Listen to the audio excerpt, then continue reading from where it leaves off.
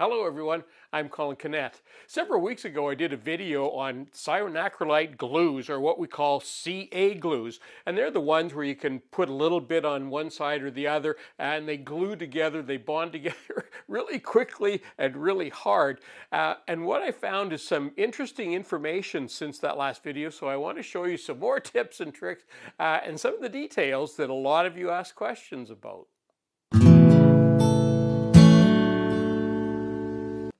So first of all, what I discovered since last time, finally a manufacturer who actually puts what is in the bottle on the outside in nice big letters. And also they come with, well, with a little bit of instructions, but look, it tells you what's in the bottle. They even come with a couple of spare nozzles. And if you're doing some hobby work or jewelry, there's some little micro nozzles as well. I probably wouldn't use those, but and that's companies called Starbond. I love this, but look at the other stuff that they have. They also have thin, so you know they're really watery stuff, and I'm going to show you this in a minute. And medium, so this is what I'll probably use the most of. But check this out. They even make a black CA glue. I couldn't believe it, and I'm going to show you that as well. I'm really excited to be able to have this on hand. So first of all, let's have a look at the differences, because a lot of you asked, what glue? I don't know whether to get thin or medium or thick. What do I use it for? And I'm going to talk about that quickly first of all. Now, one of the questions many of you had was, what's the difference between thin, medium, and thick, and what should I use? And I'm going to show you some examples of what they are. So this is thin, and you can see how it just runs down very quickly. It also dries very quickly. This is medium. You'll see a big difference. You can see how it's running down much slower. It also dries much slower. And now this is the thick, and it's going to be even slower flowing down. You'll be able to watch it kind of ease its way down. Now this board obviously is at a little bit of an angle, and I'm going to show you the black as well. I need to shake that a little bit. And let's put a little bit on there. There you go, and you can see that that is this. Now that's thick. These last two are thick. So thin, medium, and thick. And in terms of drying, fast, medium, and slow. So if you know that, that's a big help to you. And I'm going to show you, I'm going to start off with the thin and show you a couple of quick examples of what you can do with the thin. Now, when you're working with CA glues, you're best to wear gloves because the glue will easily stick to your fingers. In fact, people have glued their fingers together. A lot of the gloves that you purchase are called nitrile, and CA glue will stick to them, and they usually come in different colors. One of the gloves that does not are called polyethylene, and they're not the prettiest looking glove, but that's what they look like, and they work perfectly for working with CA glues because it doesn't stick to this material.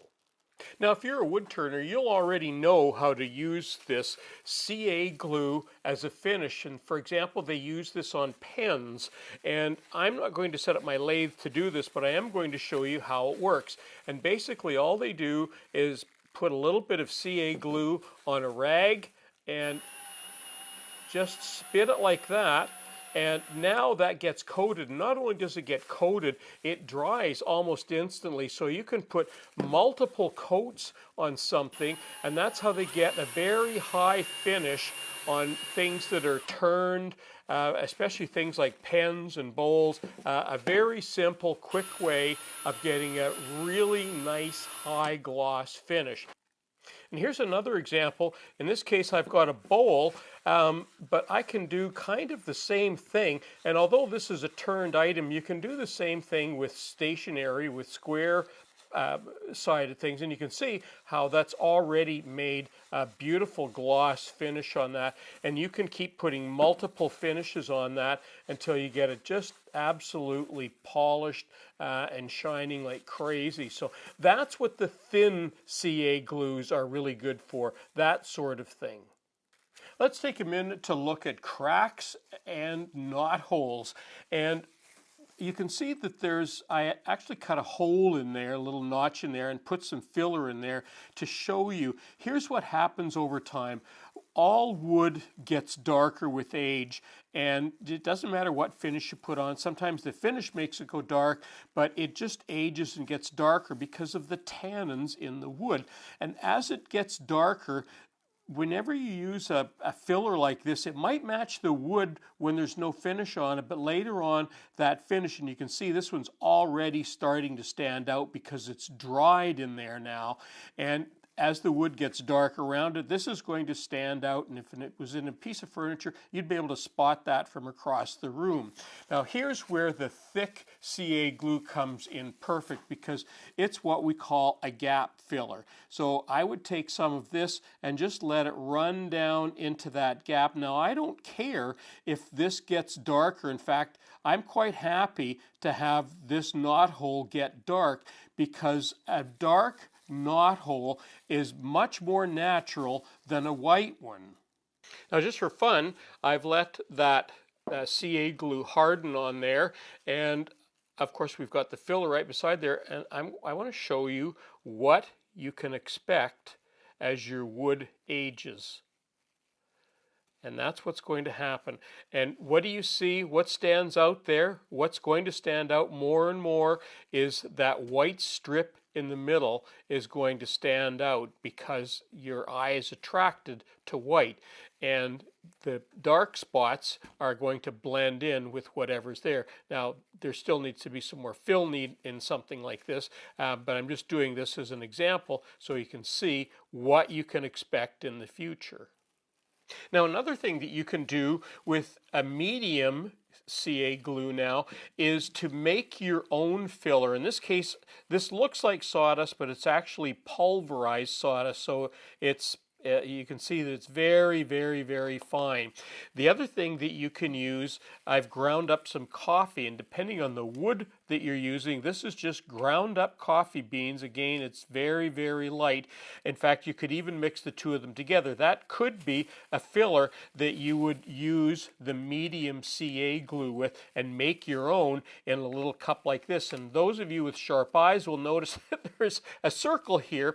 And what I've done in one of these little mixers, I've mixed up some of this wood, and you know, it looks like this is a pretty close finish to what I have here, because it is the same wood, but I'm going to put a little bit of teak oil, one of my favorite finishes, on there, just so that you can see what happens when you use this wood, and look at the difference that that makes. Now, you would think that those woods are pretty close matched to one another, but when you mix it up, see how that stands out like that? Now, that's not bad, because what's going to happen as this ages, the wood around it is going to get a little bit darker, and it's going to darken to the point where it's quite likely that that would blend in. Now, of course, you're not going to have a circle on whatever it is that you're making, but having it darker like that is good, because it tends to want to blend in with the wood.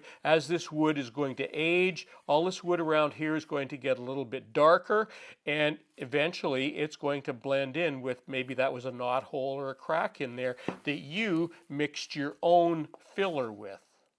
And here's an example of a tight knot, but it's cracked. And you can tell it's tight because it cracks in the middle. When they crack around the outside, they very often will pop out. But this one's not going to do that.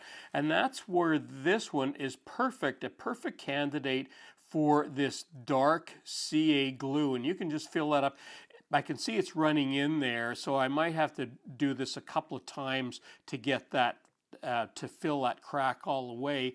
But that's exactly where this is the perfect product, because this knot hole, it will stay dark like that, but the wood around it, of course, is going to get darker. So that knot hole will always blend in there, because knot holes are almost always darker, and so are cracks. They're almost always darker than the wood around them. Now, here's something we see frequently in woodworking: cracks and checks in the end of boards. And frequently we cut them off, but sometimes they're so big we'd like to be able to do something with them. And here's a perfect case where you could either use the black or you could use the clear and stabilize the end of that board and still have it look natural and save all of that wood. Well, and that concludes my video today on CA glues, but I also have some late breaking news. The folks from Starbond just got in touch with me and they said they're going to give a discount to all the Woodwork Web viewers. So you can check out the details in the description box or in the article. And maybe you'll want to try some of the CA glue because it might save you some time and it might save you some wood as well. I'm Colin Canad for Woodwork Web. Thanks for watching.